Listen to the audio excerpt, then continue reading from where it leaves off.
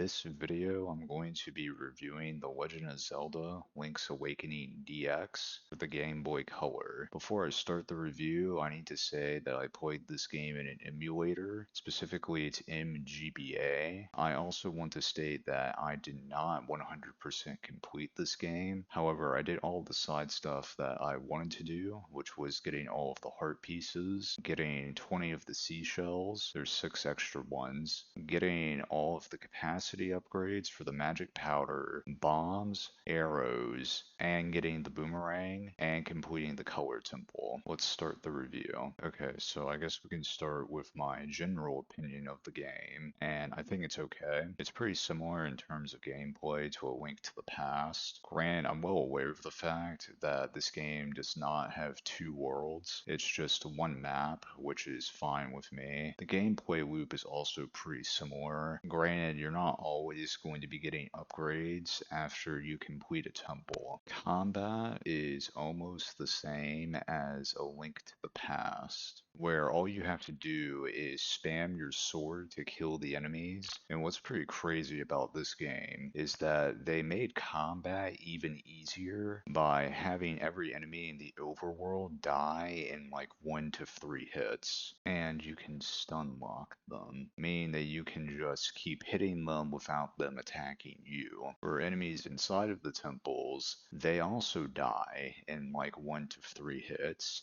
and most of them can't be stun locked because they have knockback, which usually prevents stun lock. However, despite these differences, the enemies inside of the temples are also very easy to kill. This also makes combat feel like you're just going from room to room killing more guys. A massive improvement that this game does make with the combat is the shield is now used by holding down a button rather than having to stand completely still. Objectively, it is a really nice change, and one that I was hoping for. Also, they added 2 power-ups that you can pick up, which are the Piece of Power and the Guardian Acorn. The way you obtain these is that they will sometimes drop on the ground when you kill an enemy, and this can happen in both the overworld and inside of a temple. I don't know if you can get them from cutting grass or not. I don't remember getting them from cutting grass, so I'm going to say that neither of them can be obtained from cutting grass.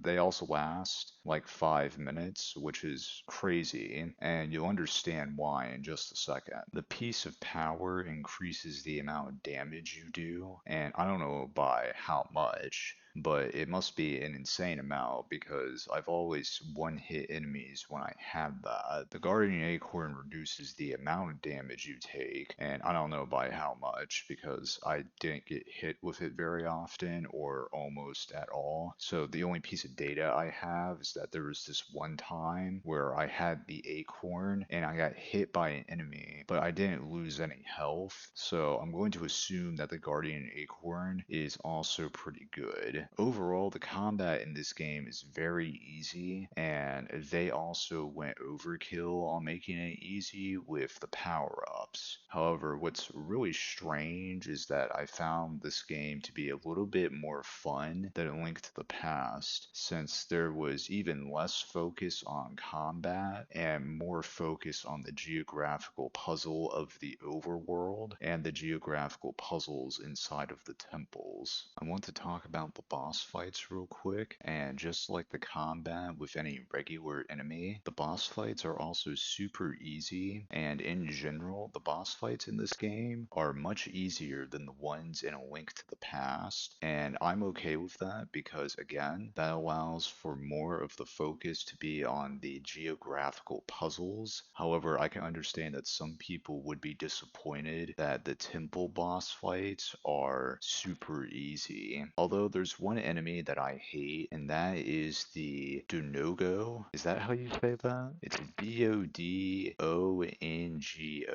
So I would assume it is pronounced Donogo. Snakes. So they move around randomly, changing directions pretty often, kinda like snakes. And to kill it, you have to put multiple bombs in its mouth. This is very difficult to do since the snakes keep changing directions constantly, and it's just an annoying, boring, and tedious enemy to deal with. It also sucks that they made the enemy appear more than once. I particularly hate the time you have to fight them in Turtle Rock because you have to throw the bombs off of a second story into the snake's mouth. They should have just scrapped this enemy. Unfortunately, there's also 4 boss fights that are copy pasted from A Link to the Past, and in level 7 and 8, they copy pasted a few of the mini bosses from earlier in the game, which was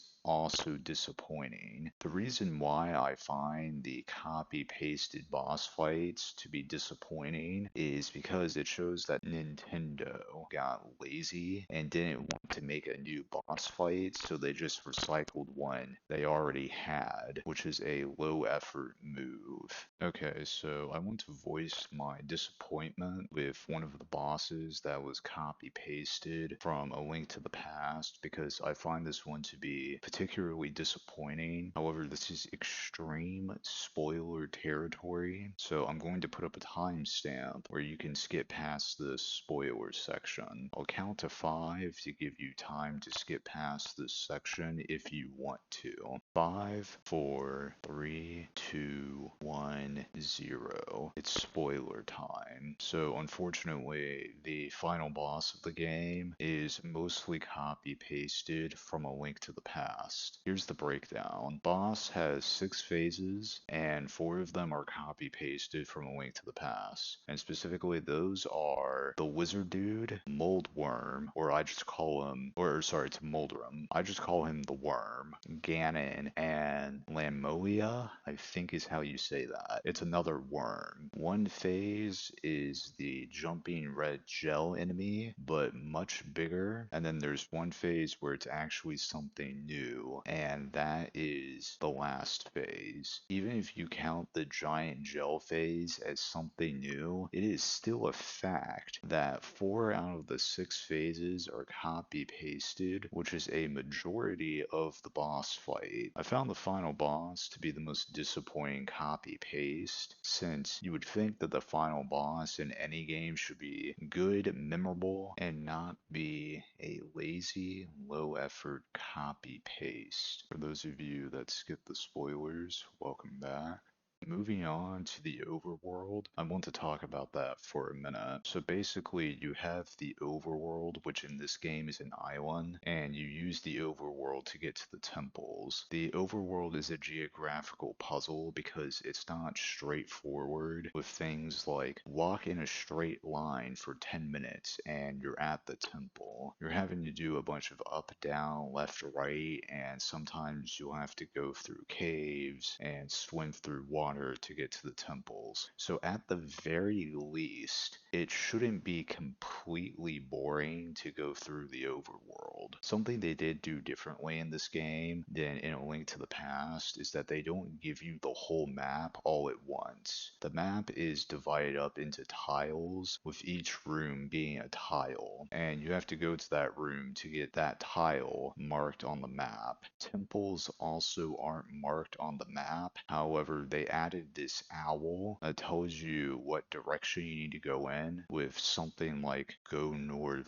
and find the key and then go south to the temple, or it'll be something like go to the mountains. They also do the same thing when you complete a temple, except they give it to you via just a text box, and they also have this hint guy that you talk to on the phone, and he basically does the same thing. I found the phone guy to be most useful when my direction where to go next is something like go to the desert, and then I look at my map to realize that I have no idea where the desert is. So I go speak to the phone guy, and usually he'll give me a direction to go in, like north, south, etc. I think the systems that they added to make up for the fact that you don't have the whole map at the start start of the game and you don't have the temples marked on the map is fair to me, but I can understand the reason why some people may not have liked being given directions and would rather figure it out themselves. Moving on to the temples, like I said earlier, since they made the combat even easier in this game, that puts more of the focus on the geographical puzzle of the temples. However, almost all of the temples in this game feel the same since the gameplay was the same. You do some very easy combat while you solve a geographical puzzle of figuring out how to get from point A to point B. A key thing I said in the previous sentence is almost all of the temples feel the same, but there was 3 temples in this game that were distinctly different from the rest of them, and those 3 are level 6, level 7, and the color temple. The reason why level 6 and level 7 were distinctly different from the rest of the temples is because unlike A Link to the Past, level 6 and level 7 in this game use the switch mechanic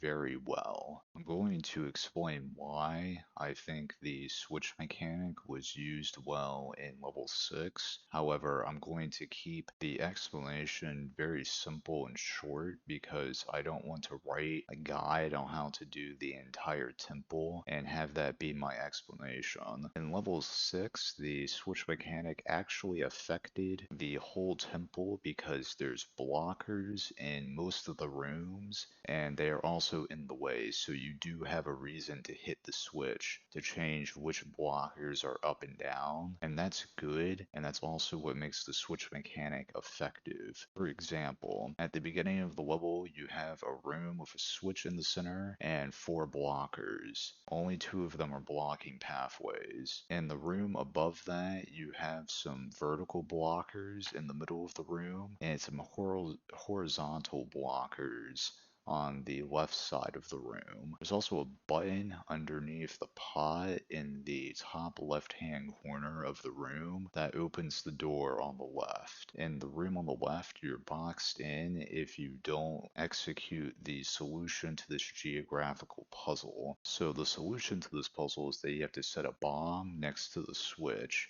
and once you place it, go to the doorway on the left, but don't go through it, otherwise the bomb won't go off and it will despawn. Once the bomb has gone off, you can go through the door and step on the button underneath the pot to go to the room on the left. Once you are in the room on the left, you can go up to the next room. I think this is a strong example of why the switch mechanic is effective in level 6. I also wanted to give an example of how the switch mechanic was effective in level 7. However, that temple is very complex and I wouldn't be able to write a clear explanation, and most of my gameplay footage of that level is me doing everything in the wrong order or being confused, so I'm not going to be giving an example from that temple. A major complaint that I want to quickly mention about the switch mechanic is that the button only has one color, which is blue, and all of the blockers are orange. The button should have had 2 colors, and the blockers should have had 2 colors, and each color would have corresponded with each other. For example, let's say the blockers had 2 colors, orange and blue, and let's say the button had 2 colors, orange and blue. Now let's say that the orange blockers are currently up. That would mean that the switch would be orange. This would work the other way around too. If the blue blockers were up, then the switch would be blue. Granted, I know this is more of a quality of life thing, but it would have been a nice quality of life feature to be in the game. It's actually strange to me that this didn't make it into the game since A Link to the Past had this feature. The reason why the color temple was distinctly different from the other temples is because you can get an upgrade out of this temple. You can get either the red mail, which increases attack power, or the blue mail, which increases defense. I want to talk about the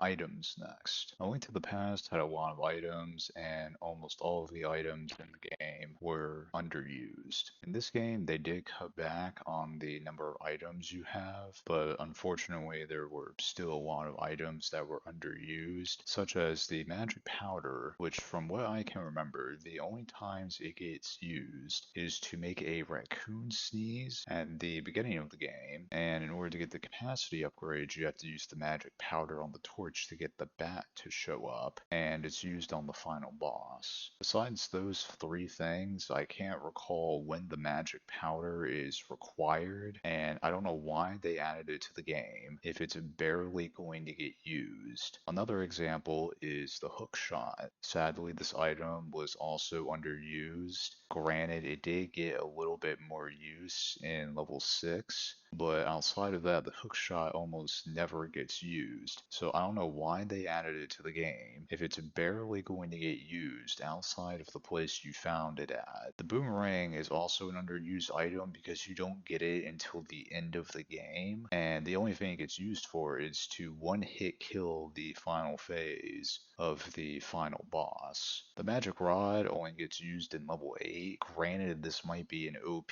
weapon, although I don't know since the only time I used it in combat was during the level 8 boss fight, but even if it is OP, you don't get this item until the end of the game. Something I want to mention real quick is that they removed the magic meter from this game, so there's no magic meter in this game, which is great because I didn't really like the fact that there was a magic meter in A Link to the Past because it didn't really have a reason to exist in A Link to the Past, since magic was never meant to be a limited resource, because usually they made sure that you have enough magic. Granted, there was times where you didn't have enough magic, or they should have given you magic and they didn't, but it was clear magic was never meant to be a limited resource, so I don't really know why they put a limiter on it anyways. It didn't really make any sense to me, so I really like that they didn't put a magic meter in this game. A major complaint I have about this game, and it's really more of a criticism of the console, is that you can only have 2 items equipped at a time, causing you to have to keep opening the item menu to switch items, and this is due to the fact that the Game Boy Color only has the D-pad and 4 buttons. I know I just talked about why a lot of the items in this game are underused, however, you're still going to need to switch between items, particularly when you're inside a temple, and it's just annoying to have to keep opening the item menu so often to switch items. A major complaint I have about the game is that when an enemy attacks you, it seems like the hitbox stretches further vertically than it should, and this is more noticeable with boss fights, especially ones where they go into the air. I'm not going to hold this point too harshly since the game was still very doable despite this issue being present. A small complaint I have is that when you need to go to the ancient ruins to fight the Armos Knight, the only way to access that area of the map during that time is by playing the raft minigame, and then at the end you'll end up in that region of the map. Although later in the game you'll be able to access that area in a much quicker way with the hook shot, and I just would have wished that there was another way to access this region of the map without having to pay like a certain amount of rupees for it and without having to do a mini game to get to it. But it's a very small complaint because there is an easy way to farm rupees in this game, so you can take care of the rupee problem pretty easily. And I mean, the mini game isn't like hard or anything, it's just it takes up time. It's just kind of, it's like I don't really want to do a mini game, I just want to go where I need to. Something I want to mention real quick is the swimming controls in this game. The swimming controls in A Link to the Past sucked, and in this game they are mostly good. I would have liked to be able to swim faster, and yes, I know I can press the A button to get a speed boost, but I wish I could have swum faster than what I get from the speed boost. They added underwater swimming in this game, and I say that the speed that you swim at underwater is objectively slow slow and that needed to be faster. And no, there is no speed boost for when you're swimming underwater. Now, I know that this game doesn't have very much swimming, so my complaints about it aren't that big of a deal, but I think it's worth mentioning. A major complaint that I want to mention real quick is that there's this message in the game where if you like stand next to a pot, the game will give you a message saying the pot is too heavy. Surely there's a way to